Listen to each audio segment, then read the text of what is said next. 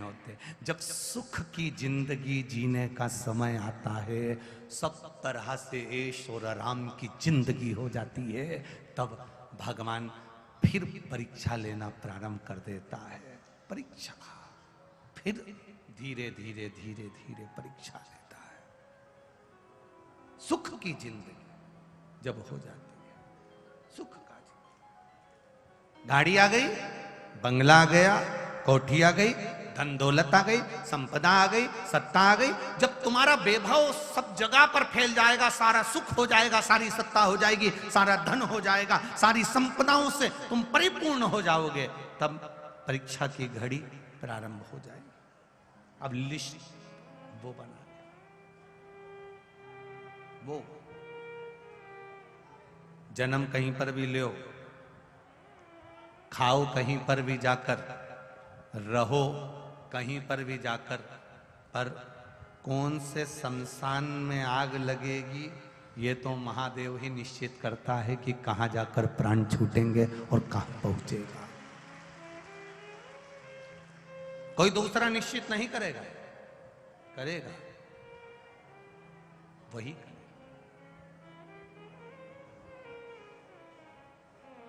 मेरे भोले तेरा सहारा है, मेरे भोले तेरा सहारा है, मेरी नैया का तू किनारा है, मेरी नैया का तू किनारा। उसने तुम्हारे लिए क्या लिखा ये उसके ऊपर है। ये कागज, ये कागज, कागज पर पत्रकार जब लिखते हैं, अखबार छपता है, कागज एक ही है, इसी कागज पर अखबार छपा, इसी कागज पर सब कुछ लिखा गया। बाद में अखबार छपने के बाद ये कागज तुमने पढ़ लिया, पढ़ने के बाद 2 रुपए किलो में बिक गया, बिकने के बाद ऐसे काट कर उसमें पोया और समोसा बिक गया। बोलो सही है कि गलत है? जम के बोलो जरा, बिका कि नहीं बिका? कागज एक ही है, उसी कागज को बस अखबार छपा, उसको पढ़ा, 2 रुपए की, जिस पे न्यूज लिखाई गई, कागज वही है जिस पे कुछ काव्य लिखाया गया, और कागज वही है जो गीता प्रेस गोरखपुर में जाकर उस पे रामायण, भागवत, गीता, शिव पुराण लिखाई गई। अर्थात वो कागज भी, जब भगवान का नाम उस कागज पर लिखा जाता है तो उस कागज की भी कीमत बढ़ जाती है, वो 2 रुपए किलो में नहीं बिकता। वो कागज 2 रुपए किलो में नहीं बिकता, उसकी कीमत बढ़ गई। क्यों? क्योंकि भगवान की शरणागति में पहुंच गया, उस पर राम नाम, कृष्ण नाम, शिव नाम अंकित हो गया। जिस पर परमात्मा का नाम अंकित हो जाता है, फिर उसकी कीमत परमात्मा ही जानता है कि कितना कीमत वाला हो गया। आप शिव जी के मंदिर जाना चालू कर दो, शंकर के शिवालय जाना चालू कर दो, 1 लोटा जल बिना स्वार्थ के चढ़ाना चालू कर दो, कीमत तुम्हारी वो बनाएगा कि कितने कीमत वाले बना सकते, वो बना लेगा अपने आप। आपको नहीं जाना, आपको नहीं टोलना। एक पत्र आया है, देखिए।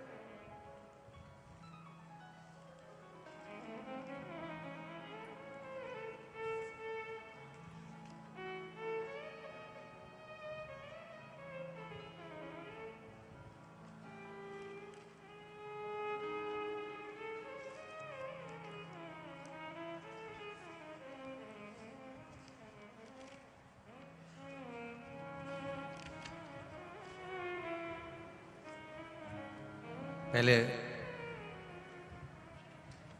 उस व्यक्ति के फोटो देख लो जिसका पूरा भेजा, पूरा सिर फूट चुका था और उसके पूरे सिर में टांके ही टांके, उसका वेंटिलेटर पर पड़ा हुआ फोटो और सिर पूरा खुला हुआ।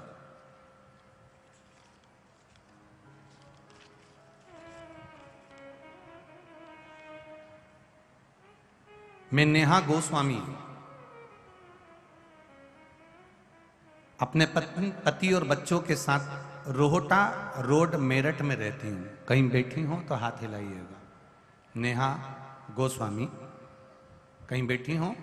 आज थोड़ा भीड़ भी ज़्यादा है, हो सकता है आप लोग इधर उधर बैठे हो, ध्यान में नहीं आवे, फिर भी जहाँ बैठी हो वहीं पर अपने हाथ हिला दीजिएगा।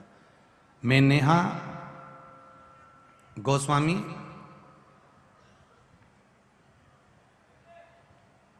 गुरुजी उनकी पोस्टिंग लेह की थी, तभी 24 अगस्त को बाजार जाते समय 24 अगस्त 2022 को बाजार जाते समय उनका एक्सीडेंट हो गया और पूरा सिल उनका फूट चुका। शरीर ने काम करना बंद करा, उनको कोई ले जाकर हॉस्पिटल में डाल दिया। गुरुदेव डॉक्टरों ने देखा तो उन्होंने भी कह दिया इसका ऑपरेशन करना पड़ेगा, पूरा भेजा खुल चुका है। वेंटिलेटर पर डाला, आईसीयू में रखा, ऑपरेशन की समय आ गया।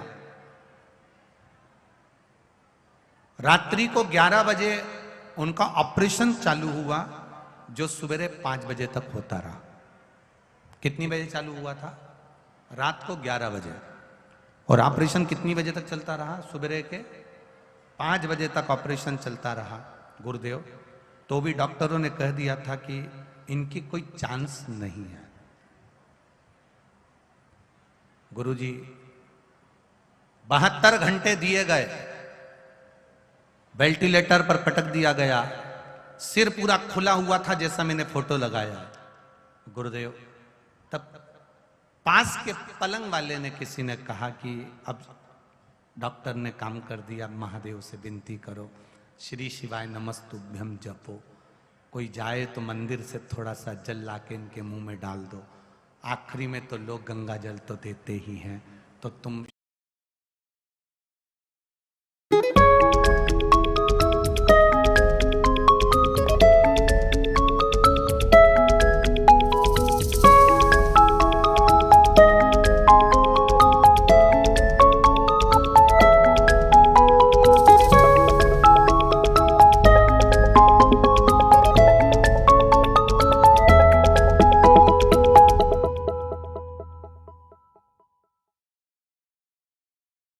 शिव का जल डाल दो।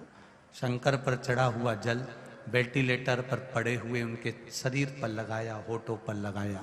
गुरुदेव डॉक्टर ने 72 घंटे दिए थे। 8 घंटे के बाद बाबा की कृपा से उनके शरीर में हलचल होना प्रारंभ हो गई। ये शिव तत्व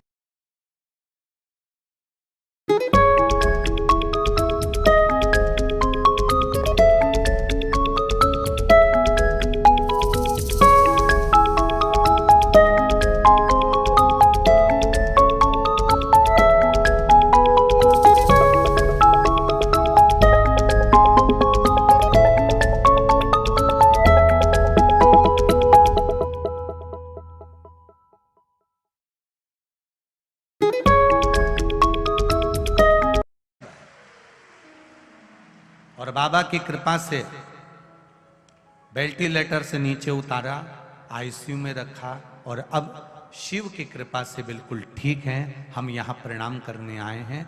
ये उनका फोटो जो वेंटिलेटर पर पड़े हैं और ये उनका जो सिर पूरा खुल चुका था उसका फोटो लगाया गया। एक फोटो ये है और एक ये सिर खुला उसका फोटो। गुरुदेव शिव तत्व किसको कहते हैं हमको नहीं मालूम था, हम कभी मंदिर नहीं जाते थे। मंदिर तक कई लोग हैं, ऐसे कई लोग हैं जो कभी शिवालय शिव के मंदिर तक नहीं गए। पर आज प्रसन्नता का विषय यह है कि आज उनके हृदय में शिव समाया, शिव समाया, इसलिए उनका मन मंदिर तक जाने का हुआ। और मंदिर तक जाने का हुआ तो तुम उसकी चौखट तक अगर पहुंचे हो तो वो भी तुम्हारे दरवाजे तक तुम्हें साधने के लिए पहुंचा। आप गए उसकी चौखट तक, आप गए उसके द्वारे तक, आप गए उसके दरवाजे तक, आप उसके पास तक बस पहुंच गए, फिर उसने साथ। शंभु शरणे मांगूं घड़ी रे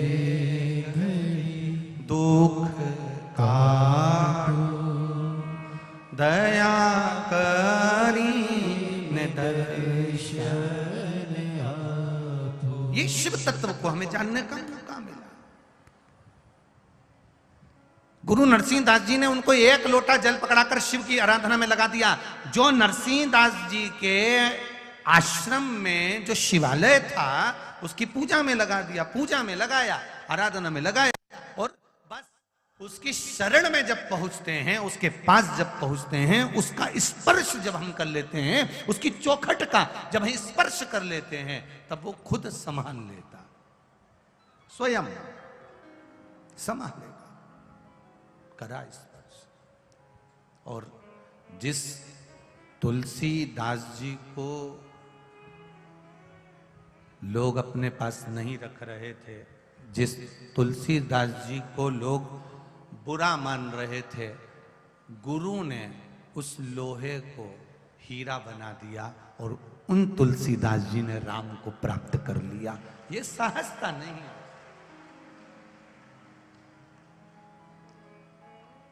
लिखने वाले ने लिख दिया तुम्हारे भाग्य में दुख लिखा है, लिखने वाले ने लिख दिया तुम्हारे भाग्य में कष्ट लिखा है।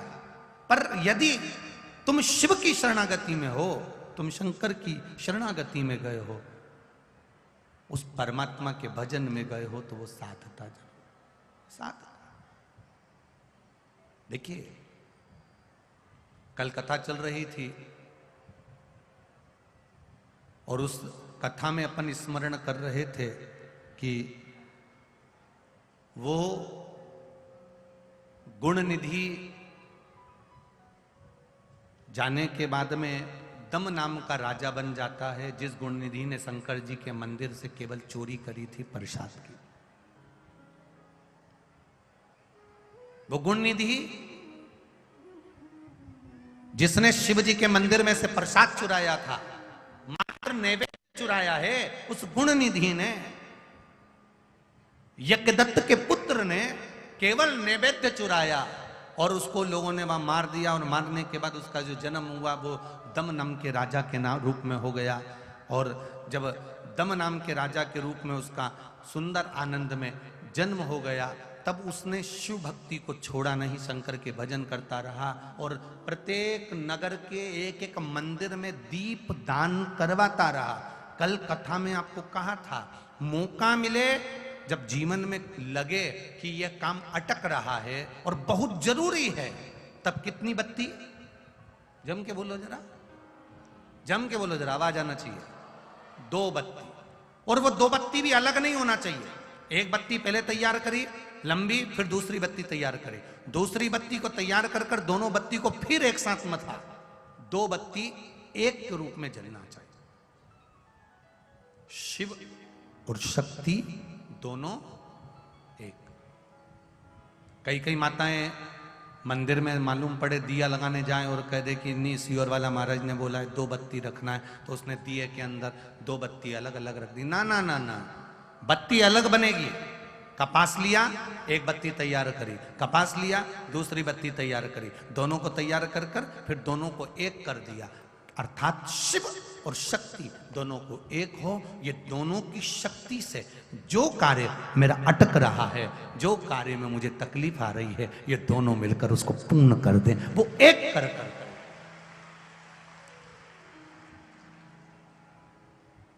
कहीं कहीं आप लोगों ने देखा महाराष्ट्र साइड में और दक्षिण में, महाराष्ट्र साइड में और दक्षिण में आप लोग देखना, महाराष्ट्र की जो माताएं होती हैं, दक्षिण साइड के लोग होते हैं, या राजस्थान मारवाड़ के जो लोग होते हैं, वो पतली पतली बत्ती के 108 बत्ती बना लेती हैं। आप लोगों के यहाँ भी ऐसा होता होगा, इधर नोएडा साइड में भी इधर करते होंगे, पतली पतली बत्ती बना, 108 बत्ती का उसने एक 108 बत्ती जोड़ी और उसमें उसने ऐसा बांध लिया। बांधने के बाद कार्तिक महीने में उसको बना कर रखा, घी में भिगो कर रखा, फिर उसको जलाया। बोलो देखा है कि नहीं देखा? किस किसने देखा है? आप लोगों ने यहाँ भी देखा होगा, वृंदावन में बांके बिहारी जी के यहाँ, या फिर यमुना जी के घाट पर, या गंगा जी के घाट पर, हरिद्वार में आपने देखा होगा। कई माताएं पतरी पतरी बत्ती बनाती है और बत्ती बनाने के बाद उसकी 108 करके उसको बांध कर फिर घर से लेकर जाती है, घी के दिए में उसको रखकर फिर उसको जला देते।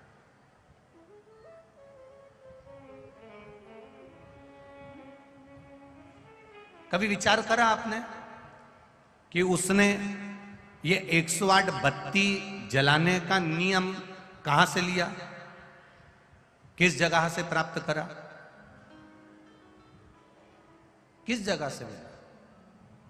तो जो 108 बत्ती जला रहे हैं ये नियम कहां से लेकर आए? तो कहा कालिंग राज के, कालिंग का जो राज्य था उसके जो राजा थे अरिदम, अरिदम का जो पुत्र था दम, उस दम ने प्रत्येक शिव मंदिर में 41 तरह के दीप प्रज्वलन करना बताया। 41 तरह का दीप प्रज्वलन, एक बाती का, लंबी बाती का, फूल बाती का, कलेवा या मौली नाड़ा जो होता है इसका दीप, वस्त्र का दीप, लकड़ी का दीप, ये 41 दीपों की महत्वता बताई है दम ने। कालिंग देश का जो राजा हुआ अरिदम, अरिदम का जो पुत्र हुआ दम, उस दम ने 41 तरह के दीप का महत्व बता दिया। जैसे आपको पहले आप लोगों ने कथा में सुना होगा, यूट्यूब पे भी वो कथा डली होगी, पहले हमने वर्णन करा है दीप शिव महापुराण कथा, सुनिए किसी ने? अगर सुनी होगी तो उसमें आपने सुना होगा गोल बत्ती, लंबी बत्ती, चौकोर दिया, गोल दिया, इसका भी वर्णन करा। फिर हमने बीच में वर्णन करा था कार्तिक महीने में गोल तुलसी का क्यारा, चौकोर तुलसी का क्यारा, षड आकृति का तुलसी का क्यारा। बोलो सुना है कि नहीं सुना? सुना है ना आप लोगों ने? तो उसमें वर्णन आता है एक एक चीज का। तो राजा दम, कालिंग देश के राजा अरिदम का पुत्र दम, जब अरिदम मर गए, अरिदम के प्राण छूट गए, तब दम राजा का राज्य आ गया। और दम राजा का राज्य आया जो पूर्व में गुण निधि था, वो गुण निधि जिसने शंकर जी के मंदिर से केवल नैवेद्य चुराया था, ये दम बनकर जन्म गया, ये राजा बनकर बैठ गया। 41 तरह के दीपों का महत्व वर्णन कर दिया। अब 2 बत्ती का महत्व आपको बताया, 1 बत्ती का महत्व आप जानते हैं, यूट्यूब पर फूल बत्ती का डला हुआ है, मौली बत्ती का डला हुआ है, लकड़ी का, तुलसी की लकड़ी का, बेल लकड़ी का, ये सब उसमें डले हुए हैं, आपने स्मरण करिएगा। अब जो आप लोगों ने देखा कि 108 बत्ती का उन्होंने दीप बनाया और गंगा जी के घाट पर, यमुना जी के घाट पर, या शिवालय में, देवालय में, कहीं हनुमान जी के मंदिर पे, कहीं राम जी के मंदिर में, कहीं कृष्ण के द्वार पर, कहीं पवित्र जगह पर, तीर्थ में उसको लगाया।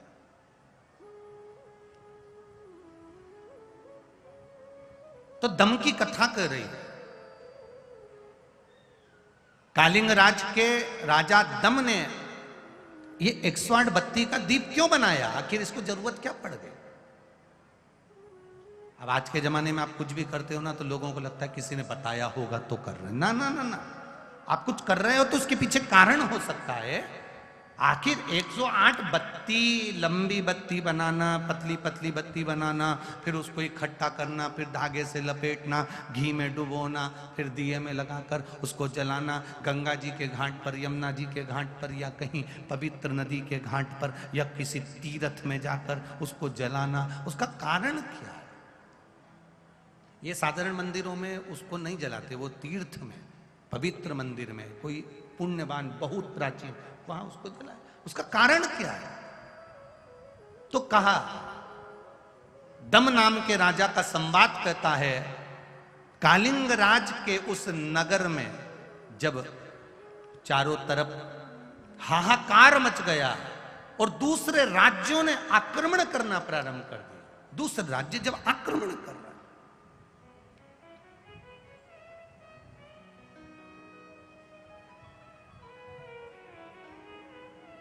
एक तुम्हारा छोटा सा प्लाट, बहुत अच्छे से समझो, पहले अपनी बात पे समझेंगे तब अपन कथा तक पहुंचेंगे। अपना एक छोटा सा प्लाट, उस प्लाट पर रजिस्ट्री तुम्हारी, पैसा तुमने खर्च कर दिया और उस प्लाट पर कब्जा दूसरे ने कर लिया।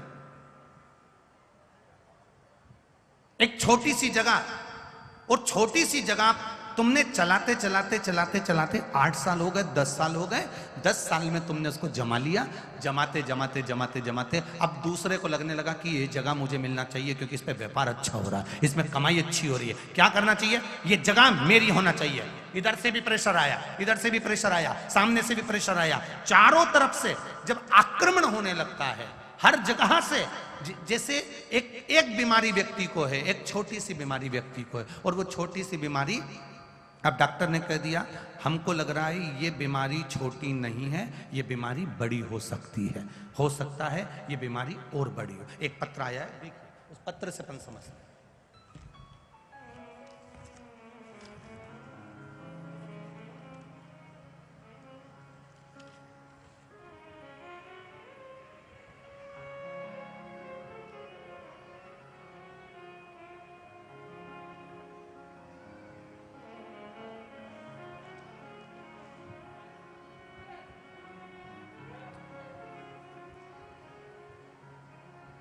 सुनीता शर्मा, एटा, उत्तर प्रदेश की रहने वाली हूं, मेरा मोबाइल नंबर ये है। सुनीता शर्मा कहीं बैठी हो तो हाथ हिलाइएगा, दोनों हाथ। सुनीता जी शर्मा कहीं बैठी हो तो दोनों हाथ ऐसे हिला देना। अगर कैमरे वालों को दिख जाए तो ठीक है, अगर कहीं दूर बैठी हो तो कोई बात नहीं। सुनीता शर्मा, एटा, उत्तर प्रदेश की रहने वाली हूं गुरुदेव। 15/2/2023 को बाबा के धाम कुबेरेश्वर धाम आई थी। रुद्राक्ष नहीं मिल पाया था, पर मैं बाबा को प्रणाम कर कर आ गई थी। गुरुदेव 2020 से बाबा की भक्ति में लीन हूं। 2020 में ही मुझे कैंसर बीमारी हो गई थी, डॉक्टर ने 4th स्टेज का कैंसर बोल दिया था। गुरुदेव 4th स्टेज का जब कैंसर हुआ, डॉक्टर ने कुछ दिन दिए थे, कुछ समय दिया था कि ये इतने महीने तक जिंदा रहेगी, उसके बाद चली जाएगी। गुरुदेव बचने की उम्मीद नहीं थी, डॉक्टर जवाब दे दिए थे घर में 2 बेटियां हैं। गुरुदेव भगवान से बस इतना प्रार्थना करती रहती थी पलंग पर पड़ी पड़ी, मुझे मार देगा पर मेरी बेटियों का क्या होगा, कृपा करना बाबा, एक मौका दे दे, बेटियों को मंगल विवाह कर दूं, इनकी शादी कर दूं। किसी की भी शादी नहीं हुई थी गुरुदेव, अगर मुझे उठा लेता तो इनका क्या होता। ऑपरेशन कराते कराते कैंसर का घर की आर्थिक स्थिति भी बेकार हो गई थी। कैंसर एक जगह समाप्त होता, दूसरी जगह हो जाता, फिर ऑपरेशन करा। तभी आपकी कथा में आपने कह दिया 1 लोटा जल चढ़ाकर आचमन करना प्रारंभ करो। मैं आचमन भी करती और उसी को डालकर स्नान भी करती। बाबा की कृपा से बस एक ही प्रार्थना करती, कैसे भी मेरी बेटियों की जिंदगी बन जाए, तब तक रख ले। डॉक्टर ने 3 महीने दिए थे। आज 2020 से कथा सुनते सुनते, जल पीते पीते 2023 आ गया, बाबा ने मुझे बचा रखा। ये शिव तत्व है। और गुरुदेव जो आर्थिक स्थिति खराब हुई थी, ऑपरेशन कराते कराते बाबा ने संभाला। बाबा ने मेरे घर में मेरी खुद की गाड़ी भी कर दी और व्यापार भी 4 गुना बढ़ा दिया। ये शिव तत्व है। औघड़ी, अब इसको समझें। एक बीमारी आ गई, दूसरी बीमारी ने आक्रमण करा, तीसरी बीमारी ने आक्रमण करा। अभी तक केवल शुगर थी, अब बीपी, थायराइड, ये वो सब ऊपर से आक्रमण करने लगे। अर्थात यहां अरिदम राजा के पुत्र दम का चरित्र कहता है कि दम ने जब देखा कि चारों तरफ से दूसरे आक्रमण करने लगे हैं, चारों तरफ से आक्रमण होने लगा, मैं बीच में फंस गया हूं, मेरा राज्य छोटा सा है, यहां कौन, मेरे पास इतनी सेना नहीं है, क्या करूंगा। चारों तरफ से जब आक्रमण चालू हुआ, तब दम राजा ने अपने नगरवासियों से कह दिया 108 बाती का दीप जलाओ और महादेव के नाम से महादेव के मंदिर में लगाना प्रारंभ करो। चारों तरफ जब दीप लगना प्रारंभ हो गए, उस दीप की जब गंध गई, जब इतनी सारी बत्ती जलती है तो उसमें से कालोच उड़ती है। करें दर्शन, अरे बोलो जम के। जब बत्ती जलती, इतनी बत्ती जलेगी तो उसकी कालोच उड़ेगी। वो कालोच जब उड़कर चली तो काल अधिपति स्वयं मंदिर से बाहर निकलकर सारी सेना का संहार कर रहा। तब उस 108 बाती की महत्वता को दम राजा से लिया गया।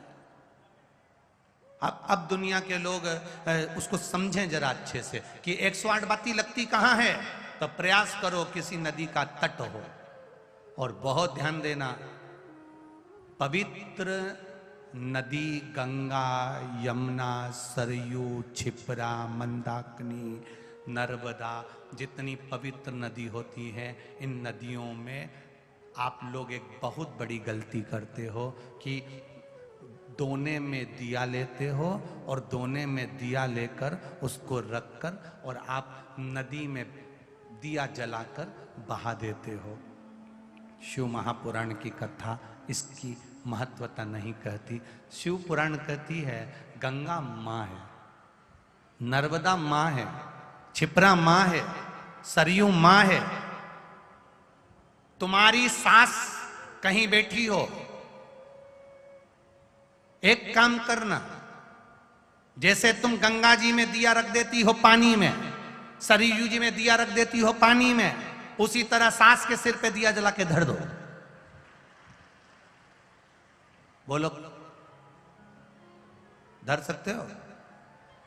जब धीरे धीरे दिए में आग लगेगी, दिया जलते जलते दोने में आग लगेगी, दोना जलेगा और तुम्हारी सास का फिर सिर जलना प्रारंभ होगा। अच्छा लगेगा? नहीं।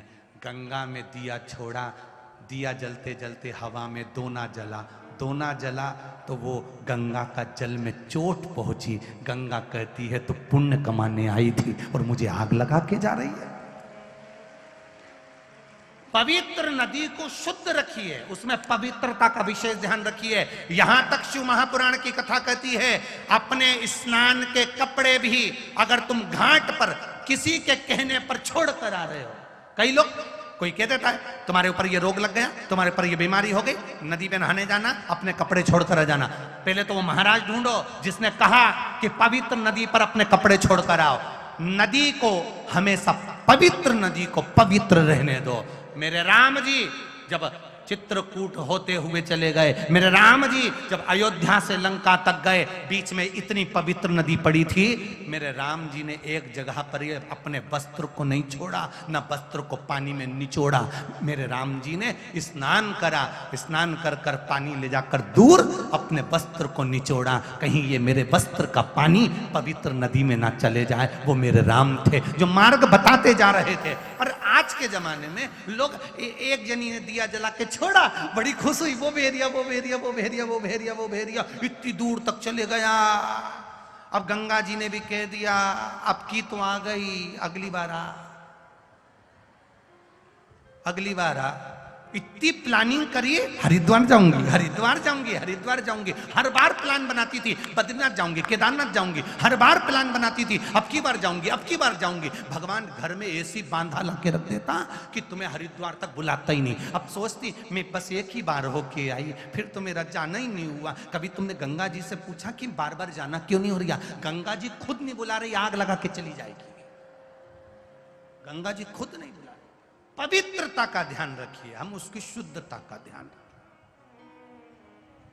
हमने गंगा, यमुना, सरयू, सरस्वती, क्षिप्रा आदि को कैसे कैसे पवित्र रखना। 108 बाती का महत्व क्या है? दीपदान का महत्व क्या है? दीपदान का महत्व किसको कहते हैं? दीपदान कैसे करा जाता है? कार्तिक के महीने में, नदी में नहीं, कार्तिक महीने में दीपदान करा जाता है। शिव पुराण कह रही है, शंकर भगवान की कथा कह रही है, शिव तत्व कह रहा है। घाट पर गंगा का पानी, यमुना का पानी छोड़कर, दिया जलाकर, दिखाकर, पूर्व की ओर मुख कर कर, भगवान की ओर स्मरण कर कर, अपने पूर्वजों का नाम लेकर घाट पर दिया रखा जाता है, ना कि नदी में छोड़ा जाता है। अब तुम तो इतने खुश होते हो कि नदी में छोड़ दिया, मैया ने ले लिया। मैया से तो पूछो कि उनकी हालत क्या है। तुलसी जी में दिया लगाने चली, तुलसी जी के क्यारे के अंदर ही दिया रख दिया। तुलसी जी ने पवन देवता से कहा हवा चलाओ मुझे आग लग रही है। पवन देवता ने हवा चलाई, तब तुलसी मैया हिली। इसको लगा कितनी प्रसन्न हो रही है तुलसी मैया। ये दिया लगा लगा के रखती, दिया फिर बुझ जाता, फिर लगाती फिर बुझ जाता, हवा तेज हो जाती। कभी कभी तुमने तुलसी जी में दिया लगाया, हवा तेज चल गई, क्यों चली? क्योंकि तुलसी जी को लगता है ये क्यारे में रखकर जाएगी और मुझे आग लगा के जाएगी, थोड़ा दूर रखो, दूर। मंदिर में भगवान से दिया दूर रखो, दूर। हम उसको समझ नहीं पा रहे। 108 बाती के दीप की महत्वता दम राजा का चरित्र कह रहा है। जब तुम्हें लगे कि 4-5 बीमारी घेर रही है, जब तुम्हें लगे कि ये तकलीफ आ रही है, जब तुम्हें लगे चारों तरफ से किसी ने घेर लिया, तब फिर किसी तीर्थ में, किसी नदी की पवित्रता में, किसी धाम में, किसी प्राचीन शिव मंदिर में, किसी देवालय में, किसी शिवालय में फिर जाकर फिर उस दीप को कहकर बाबा दूर, मेरे भगवान से दूर, बहुत दूर लगा दे, विनय कर, निवेदन कर, उससे कर।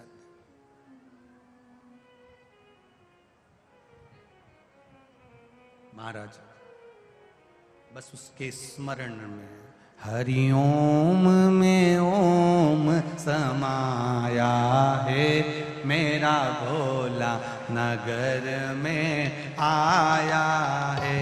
हरिओम में ओम समाया है, मेरा भोला नगर में आया है।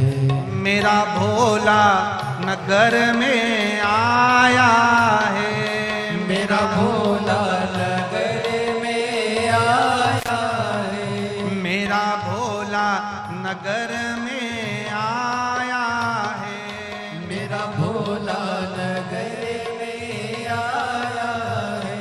हरिओम में ओम समाया है, मेरा भोला नगर में आया है।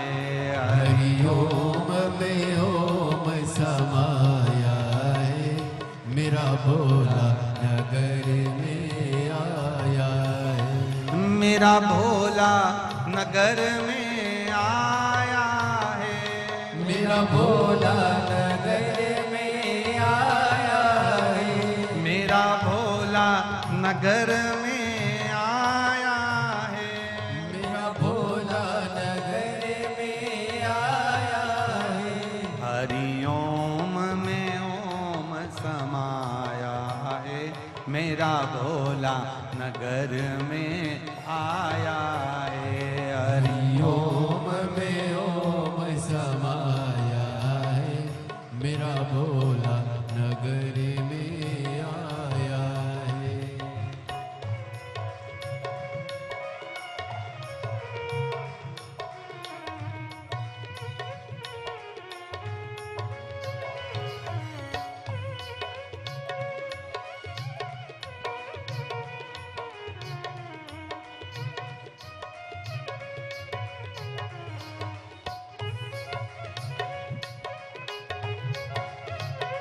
जय हो।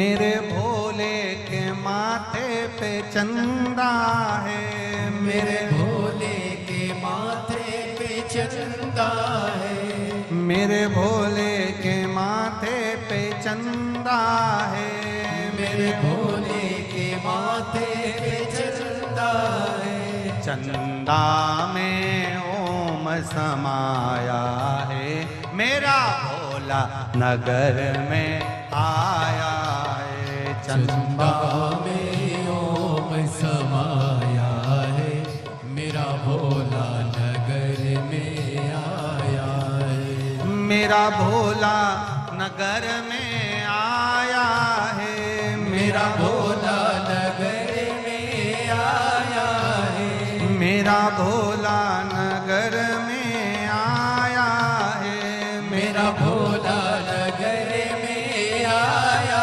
है। हरि ओम में ओम समाया है, मेरा भोला नगर में आया है। हरि ओम में ओम समाया है, मेरा भोला नगर में आया है।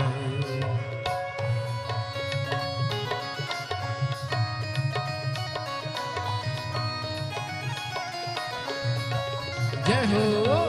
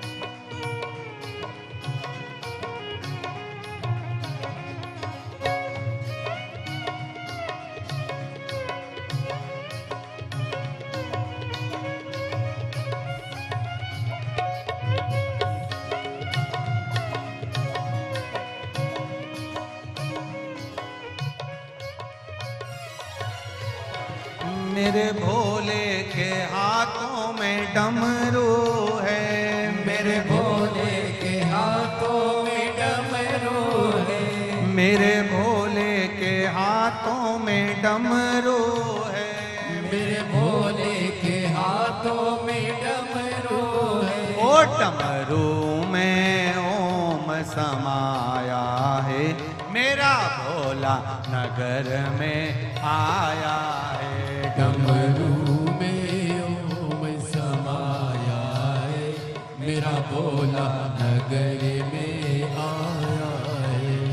मेरा भोला नगर में आया है, मेरा भोला नगर में आया है, मेरा भोला नगर में आया है।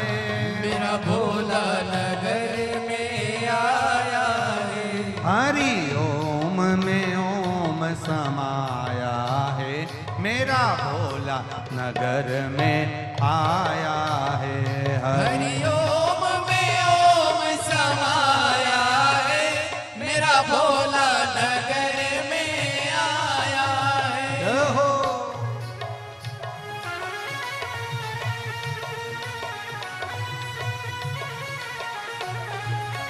भोले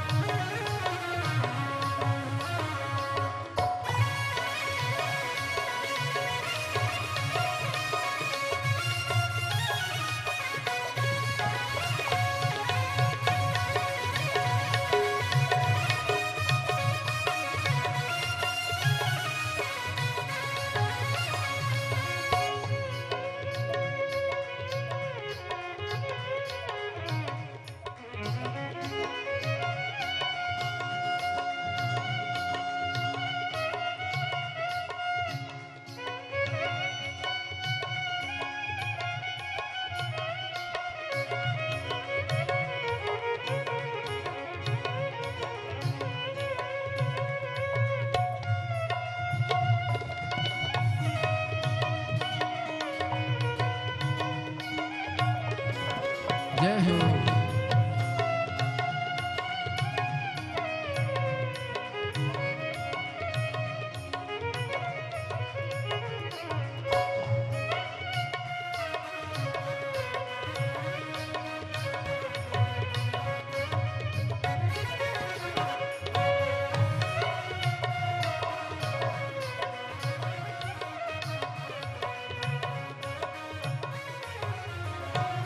मेरे भोले के मस्तक पे गंगा है, मेरे भोले के मस्तक पे गंगा है, मेरे भोले के मस्तक पे गंगा है, मेरे भोले के मस्तक पे गंगा है। ओ गंगा में ओम आया है, मेरा भोला नगर में आया है।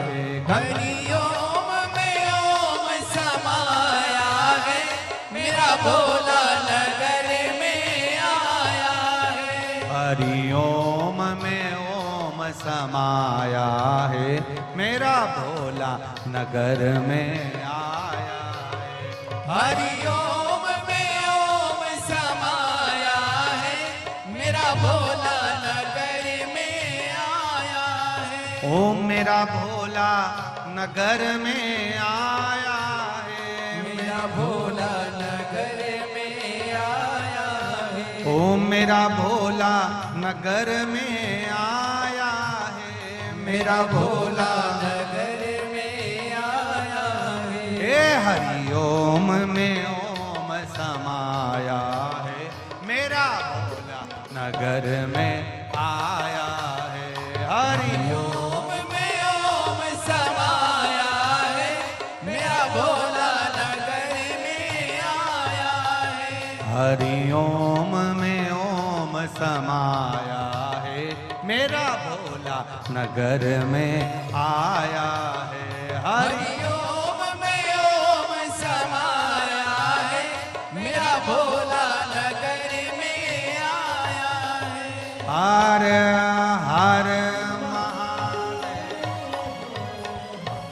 अपने स्थान पर बैठकर भगवान शिव से अपने हृदय की बात बड़े बाबा से दिल अपने भाव से अपनी जगह बैठ आनंद के साथ भगवान देवाधिदेव महादेव से अपने हृदय की बात मूल मंत्र का स्मरण करते हुए भाव से बाबा से करें।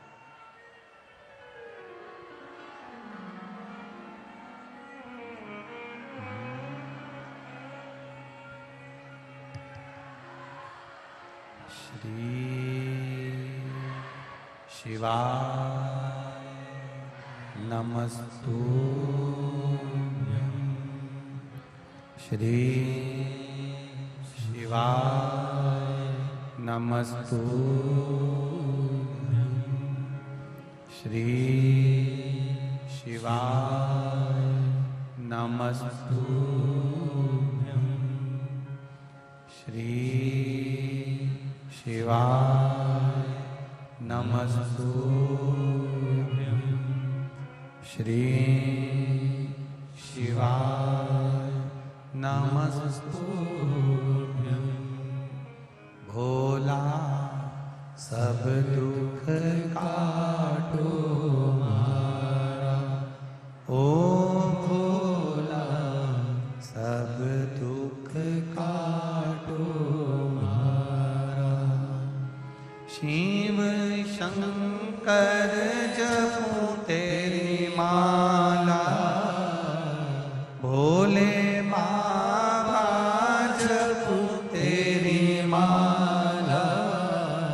भोला सब दुख काटो मारा, ओ भोला सब दुख काटो मारा। वेश है मंगल मंगलकारी, वैश्य है मंगल मंगलकारी। शमशान वासी हमारा, शमशान वासी हमारा। ओ भोला सब दुख काटो मारा, ओ भोला सब दुख काटो मारा। शिव कथा कह रही है, भगवान शंकर का संवाद कर रहा है। 108 बाती का महत्व, 2 बाती की मूलता, उसी तरह अनेक बाती का महत्व दम राजा की कथा कहती है। समय आया, दम राजा के प्राण छूटे, जिसने शिव मंदिर से मात्र थोड़ा सा नैवेद्य चुराया, मरने पर दम राजा बना, वहां से छूटा। पद्मकल्प के अंतर्गत पुलस्त बाबा के यहां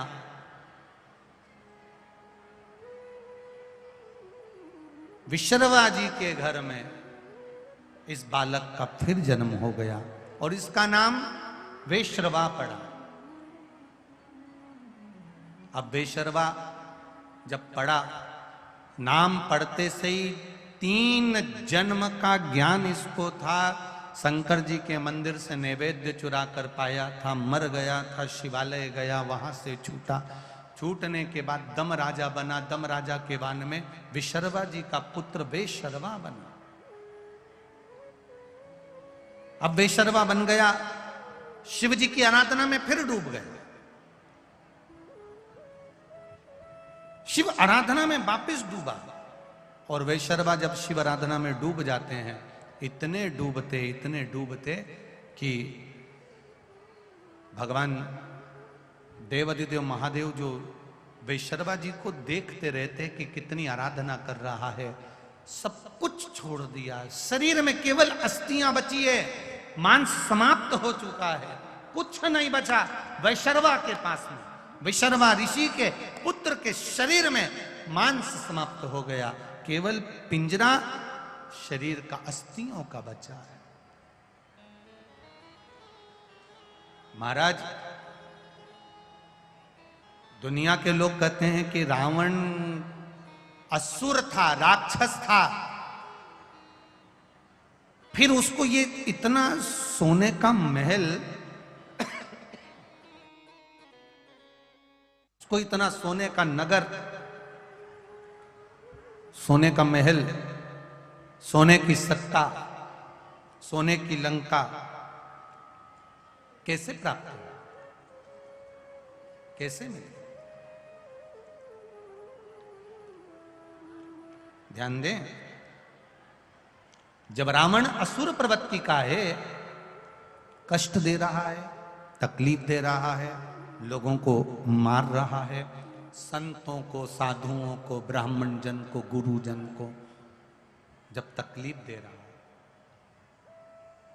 तो फिर इतना इसके पास में इतना सारा गोल्ड, इतना सोना, इतना वैभव, उसके पास कैसे आ गया? बहुत ध्यान से सुनना। नवनिधि शिव महापुराण की कथा चल रही है।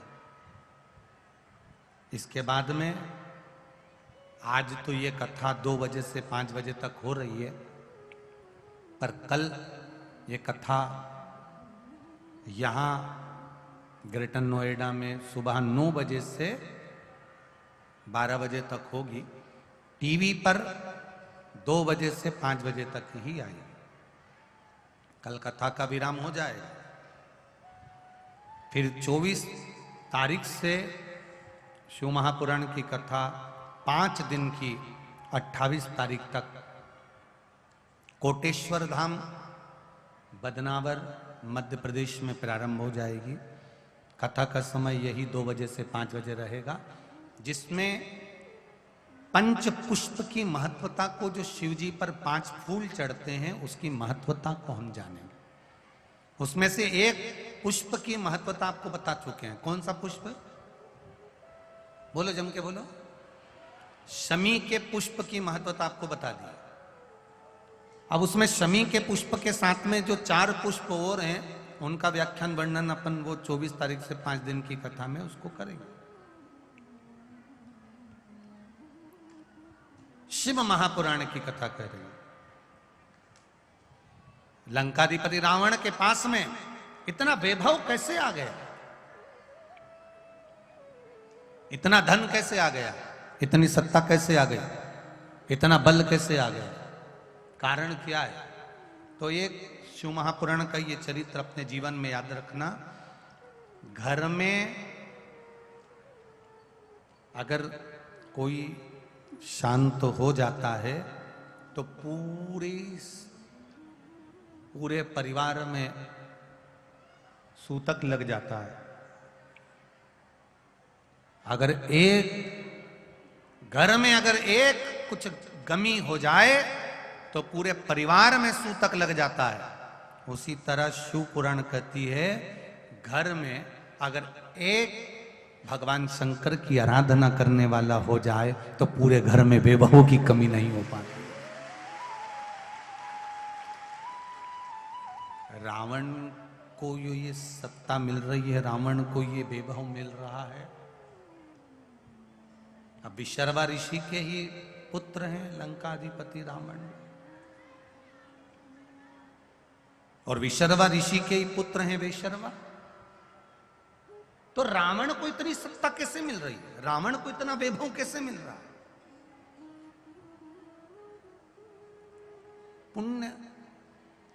घर में अगर कोई एक भी, फिर ध्यान से सुनना, उज्जैन के ऋण मुक्तेश्वर मंदिर की दीवार पर पत्थर पे अंकित शिव महापुराण की एक लाइन लिखी हुई है। वो अपने जीवन में कभी आप उज्जैन जाएं तो ऋण मुक्तेश्वर मंदिर में दर्शन करिएगा। वहां लिखा है, शिव को जल चढ़ाने वाला, शिव महापुराण की कथा सुनने वाला, शंकर का भजन करने वाला, शिव का गुणगान करने वाला, शिव का पंचाक्षर षडाक्षर स्मरण करने वाला, शिव तत्व के जानने वाला, शंकर के मंदिर तक जाने वाला, शिव महापुराण की कथा श्रवण करने वाला, कराने वाला, बांचने वाला, सुनने वाला, दूसरे को कहने वाला, अगर कोई भूल से भी शिव महापुराण की कथा में पहुंच जाता है तो ऋण मुक्तेश्वर मंदिर उज्जैनी अवंतिकापुरी का वो दीवार लिखी हुई कहती है, जो पत्थर से अंकित है, कहती है कि शिव महापुराण की कथा 7 पीढ़ी को नहीं, शंकर की आराधना 7 पीढ़ी को नहीं 71 पीढ़ी को तार देती है। यहां 7 पीढ़ी का तो भ्रम ही हटा दीजिए, यहां 7 पीढ़ी का भ्रम समाप्त कर दीजिए। यहां 71 पीढ़ी, 1-2 पीढ़ी की बात ही नहीं है, 2-4-8 पीढ़ी की तो कोई संवाद ही नहीं है हमारा। 71 पीढ़ी, अवंतिका कह रही है 71। अब रावण कष्ट देने वाला, रावण सबको परेशान करने वाला, रावण सबको कष्ट प्रदान करने वाला, रावण संत ब्राह्मण साधुजन गुरुजन को कष्ट देने वाला, यज्ञ नष्ट करने वाला, परेशान करने वाला, देवताओं को बंदी बनाकर रखने वाला। जब इतना कष्ट रावण सबको दे रहा है तो रावण को फिर इतना वैभव कैसे प्राप्त हुआ? यह रावण का खुद का वैभव नहीं है, ये रावण की खुद की दौलत नहीं है, ये रावण की खुद की सत्ता नहीं है। रावण को ये वैभव, ये सत्ता, ये दौलत कहां से प्राप्त हुई? तो कहा विशर्वा ऋषि के पुत्र रावण भी हैं और विशर्वा ऋषि के पुत्र वेशर्वा भी हैं। वेशर्वा ने जब शंकर भगवान की आराधना करना प्रारंभ करी, इतनी आराधना करी, इतनी आराधना करी, इतनी आराधना करी कि शंकर भगवान ने उस वेशर्वा को आशीर्वाद देने के लिए शिवजी प्रकट हो गए, सामने आए, सामने प्रकट हुए। मांग वैशर्वा तुम्हें क्या चाहिए? वैशर्वा ने जैसे ही नेत्र को खोला, शिवजी का इतना प्रकाश कि वैशर्वा की आंखें बंद हो गई। शिवजी ने कहा मांग लो, तुमको क्या चाहिए? शंकर जी कह रहे मांगो, तुम्हें क्या दिया जाए? नेत्र खोल रहा है, फिर आंखें बंद हो जाती है, फिर नेत्र खोले, फिर आंखें बंद हो गई। अब की बार आंख बंद कर कर कह रहा है प्रभु मांग लूं? हाँ मांग। शिवजी ने कहा मांग ले, मांग तुझे क्या चाहिए? आपके चरणों का दर्शन हो जाए। इतना प्रकाश है कि मैं आपके चरण का दर्शन भी नहीं कर पा रहा हूं, आपके चरणों का दर्शन हो जाए, बस कृपा कर दो। शिवजी ने प्रकाश को थोड़ा कम करा, गला पकड़ रहा, शिवजी ने प्रकाश को थोड़ा कम करा और प्रकाश कम करा। भगवान शंकर के चरण का दर्शन वैशर्वा को हो गया। वैशर्वा ऋषि के पुत्र वैशर्वा को जब भगवान के चरण का दर्शन हुआ, तब चरण का दर्शन करने से पहले वैशर्वा माता पार्वती को घूर कर देखने लगा। नेत्र आए, पर उस नेत्र से वैशर्वा ने सबसे पहले पार्वती जी को घूर कर देखा, पार्वती जी की ओर टकटकी लगा कर देखा, पार्वती जी की ओर देखता जा रहा है। माता पार्वती को क्रोध आ गया। पार्वती जी ने वैशर्वा के एक बाएं नेत्र को समाप्त कर दिया, भस्म कर दिया।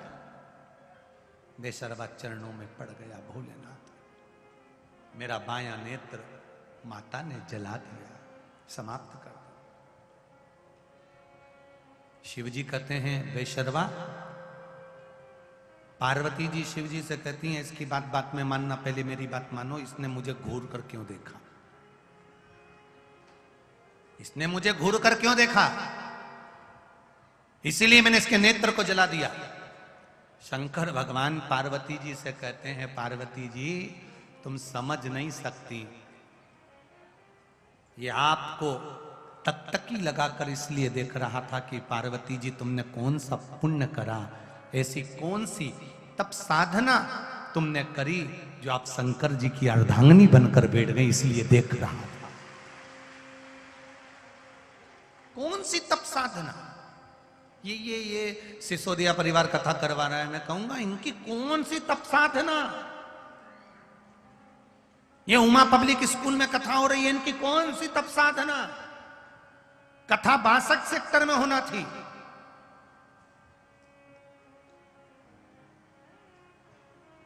ये कथा ग्रेटर नोएडा के 62 सेक्टर में होना थी, नोएडा के, पर ये कथा वो 62 सेक्टर से चलकर अगर ये 11 नंबर में पहुंची है, इकोटेक में पहुंची है, ये उमा पब्लिक स्कूल में पहुंची है, तो जरा विचार करिएगा कौन सा पुण्य, ये सिसोदिया परिवार का कौन सा पुण्य होगा जो ये कथा करवा ली, और ये कौन सा पुण्य होगा जो कथा यहां हो गई। ये पुण्य है।